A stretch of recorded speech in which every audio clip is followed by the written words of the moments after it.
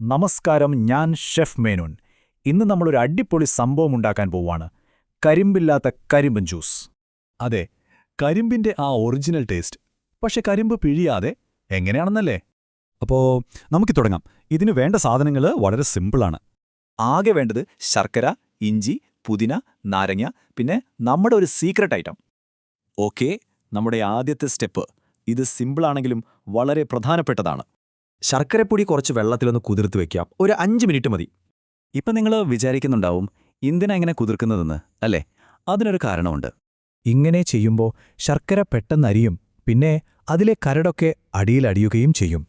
ശരി, ഇനി അടുത്ത ഘട്ടം. നമുക്ക് ഫ്ലേവറുകളെല്ലാം ഒരുമിപ്പിക്കാം. നമ്മുടെ ശർക്കരപ്പാനി അരിച്ച് മിക്സിയിലേക്ക് ഒഴിക്കാം. കൂടെ ഇഞ്ചിയും പുതിനയിലയും ചേർക്കാം. ഇനിയാണ് കളി മാറുന്നത്.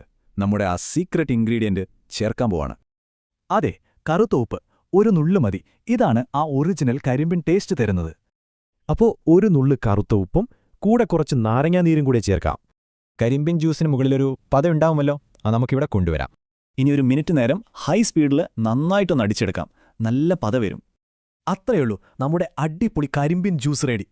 ഇനി ഒരു ഗ്ലാസ്സിൽ നിറയെ ഐസ് ക്യൂബ്സ് ഇട്ട് അതിലേക്ക് ഇത് അരിച്ചൊഴിക്കാം. അപ്പോ ഈ കിടിലൻ ഡ്രിങ്ക് നിങ്ങൾ ആർക്കാണ് ആദ്യം ഉണ്ടാക്കി കൊടുക്കുന്നത്?